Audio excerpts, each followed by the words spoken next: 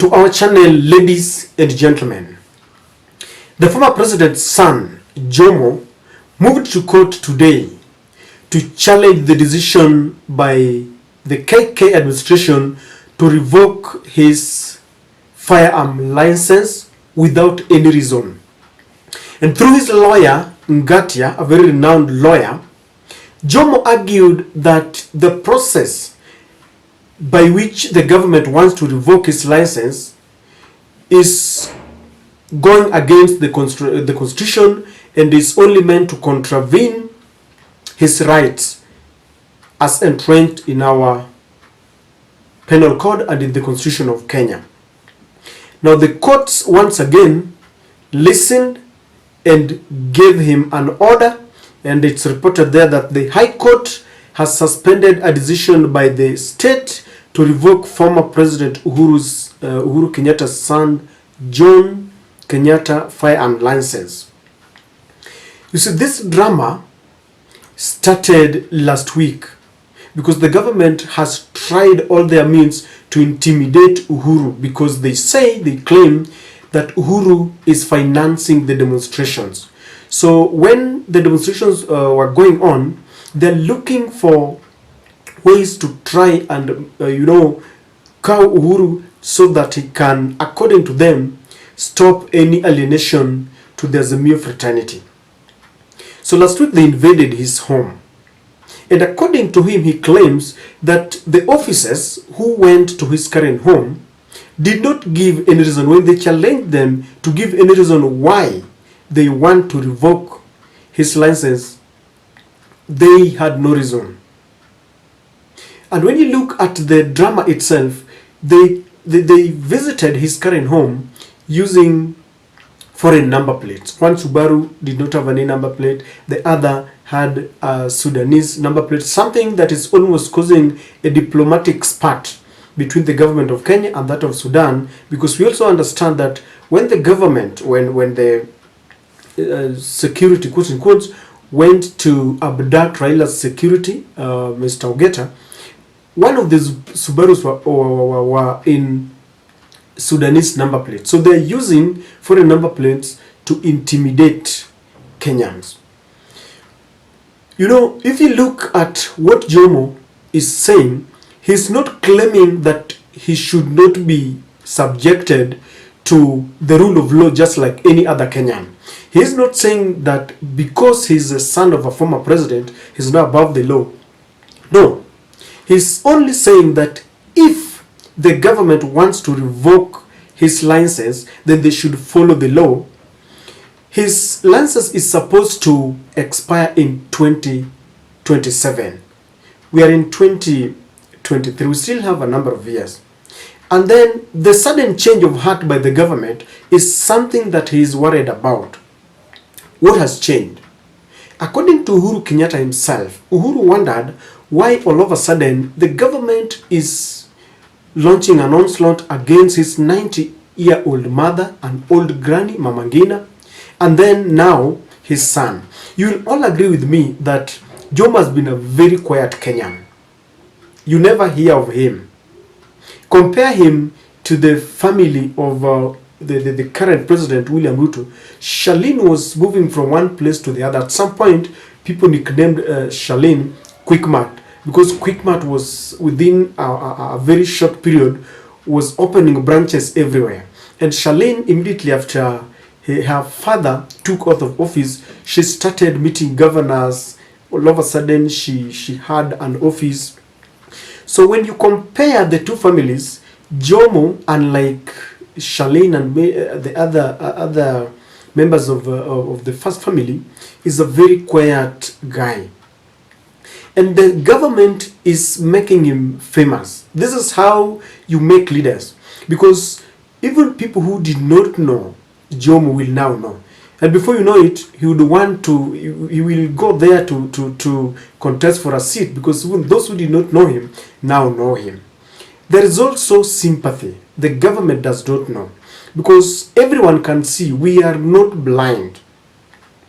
Uhuru has explained that these people are after him, and he even dared them that If it is me who you want, then face me. Stop meandering around my family.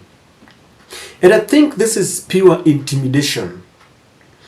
Even if you have a grudge between you, I remember someone was saying, in fact, it was Nguni Butahi who advised Uhuru Kenyatta, who advised William Ruto, that you can face Uhuru Kenyatta, fight as men, don't include women and children.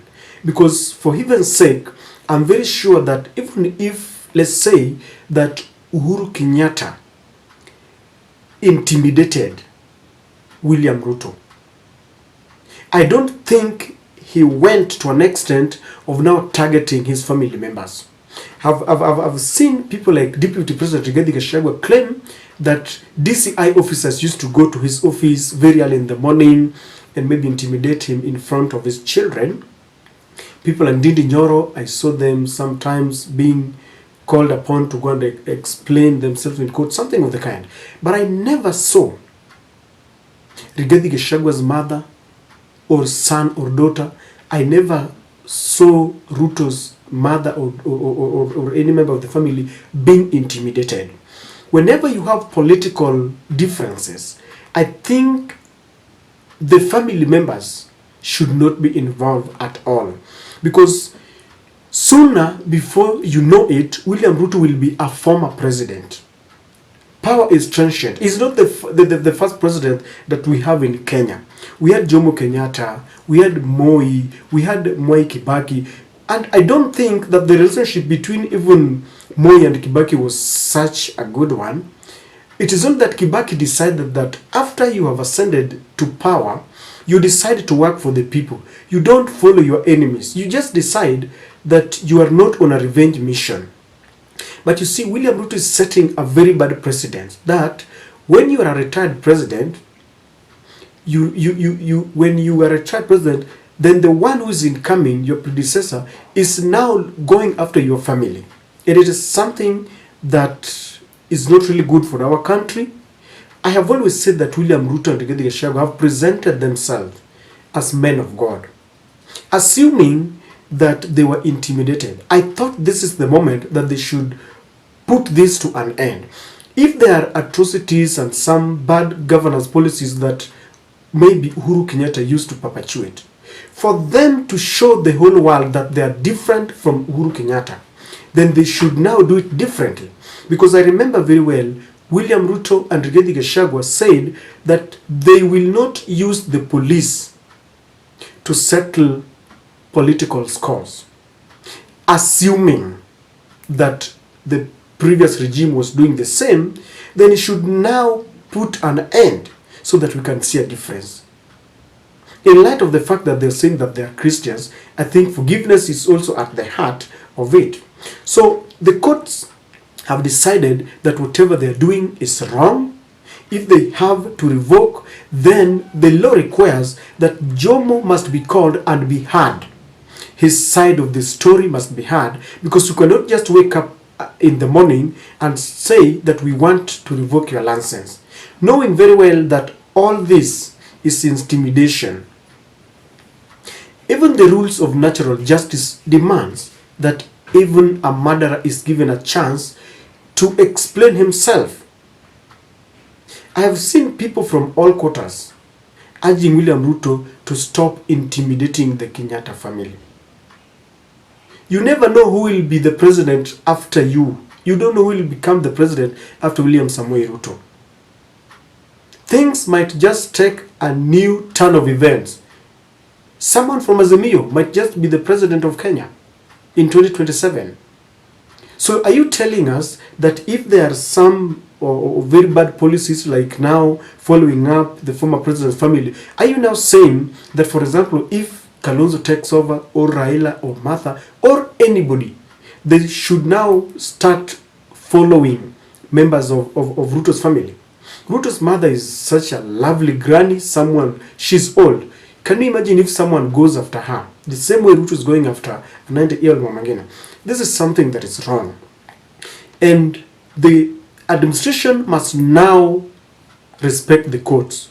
Because one thing I fear about this government is that despite those court orders, You can find a breaking news this evening that they have invaded Jomo's current home and they want those firearms by force. Just recently, the court ordered that Babu Owino, the Embakasi East constituency member of parliament, be freed on bond. While the members of the family and friends were still trying to maneuver and pay the 100,000 shillings that they wanted, they chased everyone. The police went there in tear gas canisters and rungus and clubs and chased everyone away and rearrested Babu Owino despite a court order.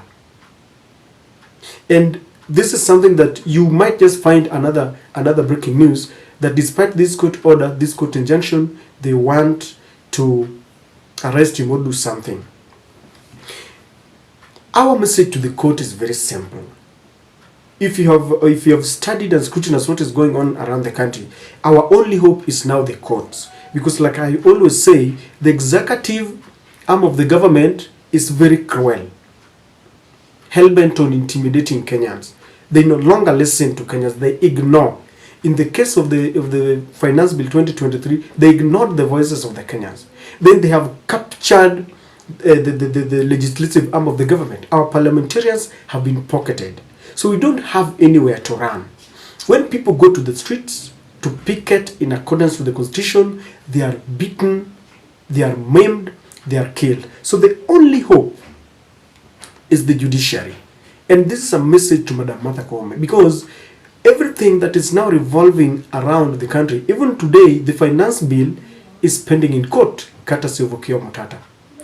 The 50 CSs that were appointed by the president were revoked by the court. So everything, when you look at the genetically modified organisms, they were thwarted in court. So all the hopes now revolve around our courts.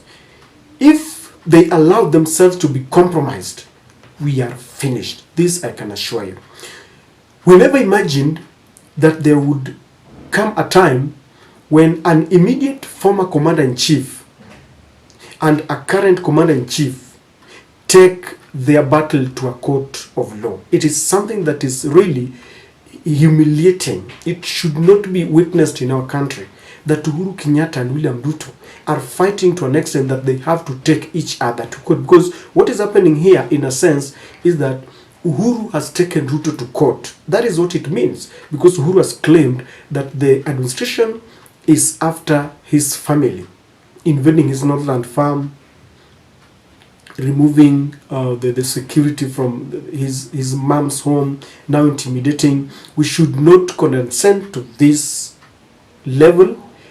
William Ruto has a chance to heal this country, because now the buck stops with him.